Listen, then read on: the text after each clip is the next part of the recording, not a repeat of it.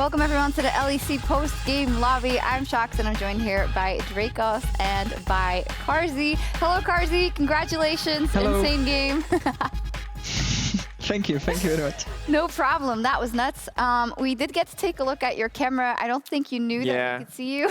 But I gotta say, Carzzy, before we get into any of the League of Legends related content, your hair game is on point, man. Everyone in quarantine is looking super sloppy because they can't go to the barber, but you, sir, you're looking fresh. Respect to you. Thank you. I told myself that I'm not gonna cut my hair and I'm just gonna leave it like it is, and I usually just wake up and it's what it is. I don't do anything with it, so thank you. Oof, everyone in quarantine is just like, oh, why can't that be me? Jealous. And I just realized that came off really weird when you said we were looking at your camera and you didn't know. Just meant because you were doing your hair. And anyway, It's not getting better. Let's bail out. Anyway, Carzzy, insane game. So much back and forth. We just had a little conversation with Kaiser already. He got player of the game. Do you think he deserved it based on how he helped you and the team in this game? I think it was kind of between Marek, Humanoid, and Kaiser, so like one of them won it, so it's deserved for sure. He was talking about how Rel maybe is a bit undervalued as a champion. You were, of course, on Xayah. What is it like to play together with a Rel? And we didn't have much practice with Rel because we didn't play that much, so I wasn't quite informed about the matchup as I should be, and I made some mistakes with the wave, and that caused me falling a lot behind. So otherwise, I think that Rel is pretty strong champion, and in the special comp for Rel, she's OP. She's really OP. Yeah, I mean, it looked like Kaiser could really do a lot with the team fights. You talk about the falling behind. We did notice that as well. Even though there were a lot of fights and there was opportunity for you to get farm, there was a bit of an issue. How does that work in game? Do you get a bit tilted, or do you communicate that, or do you try and make it up immediately, or how does that work when that happens? Usually when I fall behind, I don't tilt. I'm just trying to help my team as much as possible, even though I'm kind of out of the game. So I try to say some useful stuff about the game, try to call the rotations or something, and just don't die anymore. I'm trying to not die, and that's it. And I have a question for you, Carzzy. Normally when we look at games that are this scrappy, let's say, I think the community is always really divided on whether this is like a great game of League of Legends or like a dumpster fire, you know? And people are on other extremes, and I never think it's that, but I'm curious from your perspective. I know this was a back and forth game from the perspective of Mad Lions, but for you as a professional player, when you look back at this game, was this a good game of League of Legends that was incredibly high tempo, or will you look back at this game and go, it was a little sloppy, we should have played better? How will you look back on this game? And I really like games like this, but usually when I'm the fed one, you know? So I think there was some good macro in the early game, and like the late game doesn't revolve around macro that much, so there was a lot of fighting. And yeah, I mean, for fans, a lot of fighting games, they might say that it's not like good for macro, but I don't know how to explain it. It's just entertaining for the players, the same way as for fans. As for the viewers, yeah, I think that makes sense, and I can understand that, because if you're playing those games that are kind of like slugfest, and maybe you know that you're going to win or whatever, it's not as entertaining. But here it really felt like you had to fight for your victory, and there was fighting all the time. You said you don't play that much, or did I understand that wrong? Are you guys not scrimming that much, or what's going on? Since Doku has been removed, I haven't played with Rel that much. My supports usually pick Janna. I see. The struggles of solo queue. Again, we'll just call Mark Yetter, bring it back for the pro players. It's not balanced, but it would make our bot lanes happy. On the subject of bot lanes, I kind of want to know, I think that the Mad Lions project is big, and obviously Arma coming in and No Yo-Yo coming in is a big deal, but I also want to check in on you and Kaiser in the bottom lane, because you guys have had really explosive game yesterday, and obviously a much more back and forth game today, even if maybe you're not as excited about the results that you had personally. But I want to know where you see yourself in the stack ranking, because we've obviously got the Reckless Mickey X bot lane, which people are expecting to be the big bad, the #1, but now we've got Upset Hylissang as well. Trimby and Hansama are off to a good start. We've got a lot of new blood 80 carries too, so I kind of wanted to get your opinion overall on European bot lanes, how they're stacking up, and where you see yourself on the tier list, let's say, of EU bot lanes. I mean, I think that me and Kaiser, if we are playing something we're comfortable on, we are the best bot lane in the EU, so I thought you were just going to explain, but it was just like... Oh, explain. Okay, so... No, you don't have to. Basically... It's just, yeah. Go for it. I want the explanation. Give us the explanation. Give us the explanation. Okay. So the explanation is really simple. So Carzzy, you have a really good mechanical player that is willing to play a lot of champions. And then you have me. Yeah. Also like very mechanical player and smart about the game. Yeah. So good hair too. Makes us the best. I love how it was like, he said it, and he's like, drop the mic, and then he explained, and it was like, again, drop the mic. It's like, we're just the best, that's how it is. Carzzy, we talked a lot about, last year about, the rookie squad, and your coaches also let on, like, hey, this is great that they're doing so well, but don't put that many expectations on their shoulders because they are only rookies. But you all crushed it. Now you're in a position where you are leading some other people on your team, like Elioya, who is a rookie in the LEC, and you've kind of ascended to a new level. Has that changed the way that you approach your role within the team and the pressure that is in your shoulders within the team? And I don't have to talk that much anymore because Elioya and Armut provide a lot of information, so it's actually a lot easier for me than it was before, and also for Marek and Kaiser for sure. And what about the pressure game, knowing that, you can't say anymore, oh, I make these mistakes because I'm just a rookie. People are holding you to a different standard and a higher standard than last year even. And we have a lot of potential with this roster, and I think we are pretty good from the beginning because the core players, me, Kaiser, and Humanoid, we stay the same, right? And Elioya and Armut, they already have like decent game knowledge, and they are learning pretty fast, so it's pretty easy to play. Of course, after Worlds, it was kind of a shock to a lot of people about some of the roster changes that happened within the Mad Lions, but how are you gelling on a personal level with Elioya and with Armut? And I love them. Can you give an example? Like, is one of them funny? Okay. Is there pranks? What's going on? They're both funny. Like, they talk a lot. They are good friends. They both play a lot of solo queue, so I like that. And they have big champion pools. Perfect. That's all I need to know. Personal relationships decided by champion pool. That's why me and Betty, dire enemies. He only plays Nocturne. He needs to play more. Me and Kadril, great friends. Way bigger champion pool. Let's take a look at the standings. 5 games done for each team so far. Rogue are in sole possession of first place ahead of G2. G2, of course, just lost. Carzzy, were you able to watch the game, or were you in preparations, and were you shocked that they lost to Sjokz? I saw some bits of the game, and I was kind of surprised that they got dominated by Sjokz. Did you see any of the tweets after or before? Or? Oh, yeah, I saw the tweet from Jankos. That backfired. It did, but that's what we love. I mean, none of the players in the LEC are scared of tweets backfiring, yourself included, I think.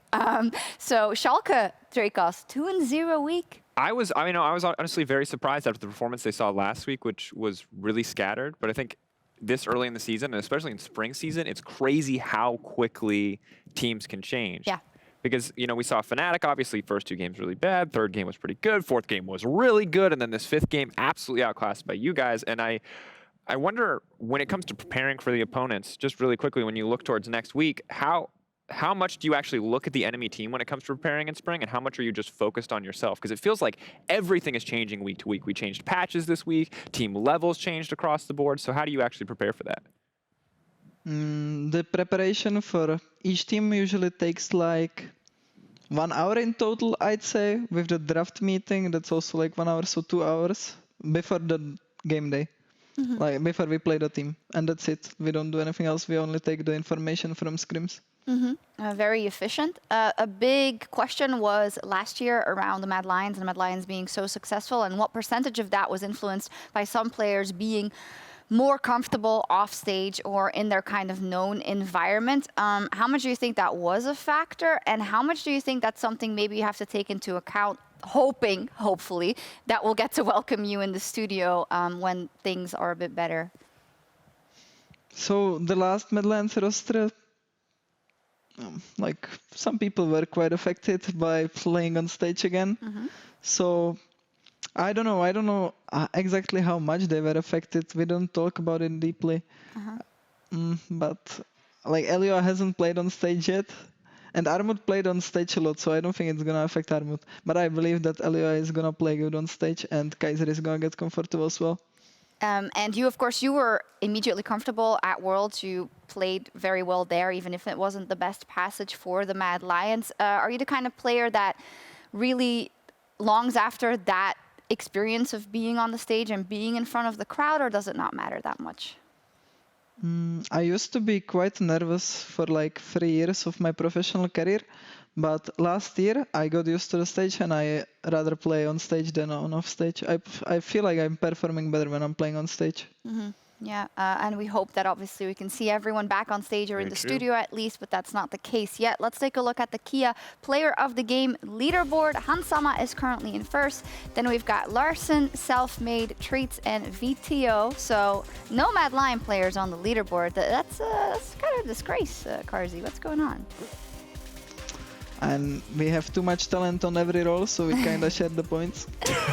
Yeah. It's true. That's like the big disadvantage, right? Is if you have a team where you've got multiple players stepping up and carrying, you're never going to top the list. But that said, there are 2 rogue players at the top of the list. So in general, getting the win is the most important way to get on top of that leaderboard. That's true. Maybe finally, before we sign off, I'd love to know your opinion on Rogue. They have been playing so incredibly well, and you were the 2 rosters last year with a lot of rookies that impressed so many people and did so well. What's your impression of them so far? I think that Rogue is the best team right now in the league. I think they're the most consistent. And yeah, like I'm kind of scared of playing against them. I don't exactly know when that is. Maybe production can tell me. But next week, the LEC will return for week 3 with Fnatic and G2 facing off in our match of the week. That's great. They both just lost, so they're going to be angry. Carzzy, what do you think is going to happen? Well. I'm not actually sure. It's really hard. And to be honest with you, I also forgot which team you asked me. Wait, Fnatic G2. Let's get the fact. I like the stall though. That was good. I was like convinced that you were just really thinking about it. So well played. But yeah, Fnatic G2. Who wins? Why are you laughing so hard? Well, because I think he sees the schedule graphic, but this is Saturday's game, so it's showing day 1. So he didn't quite hear what you said. And then he's trying to find the G2 Fnatic game, and he sees like Astralis Fnatic. He's like, sorry. Yeah. My bad. But what do you think of Astralis Fnatic? Yeah, exactly. Okay, Astralis Fnatic, I think that Fnatic is gonna take the win. No, we can still ask about G2 Fnatic. It's just on day 2. G2 Fnatic, Carzzy. This is what I need. I need to know what you think about Reckless versus Upset, about Hylissang versus Mickey X. That's what I need to hear. Okay, so G2 is gonna win, and it's gonna be pretty easy for them, I'd say. Okay, there we go. There it is. And you are playing Rogue in week 4. Do you think you'll be able to beat them by then, or? We can always beat anyone, so yeah. It's a flip, you know. I'm confident that we are gonna beat them, though. Okay, lovely, fantastic. If it's fine with you, I'd like to take a quick selfie because, well, nobody's here yet. We're just all alone, and we missed the players. Okay, wait, I need to check my hair. Check your hair. You got a second. We'll get next to the screen. We'll get. Okay. You ready? Oh, these heels. Carzzy, I need that best smile. There it is, man. Look at that. You know how to pose. It's everything you love to see. I know the music's starting, but I always have trouble finding the right angle. So much pressure on this. Wait, hair? Wait. Okay, here we go. And I'm actually pressured as well.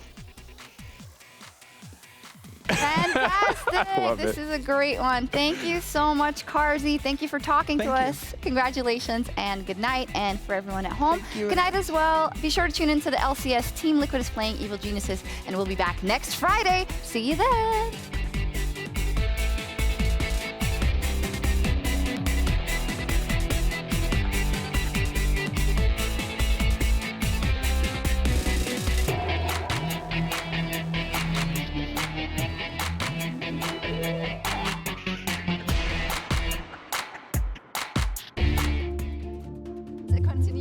Of dominance for G2 Esports and Rogue at the undisputed top of the league right now.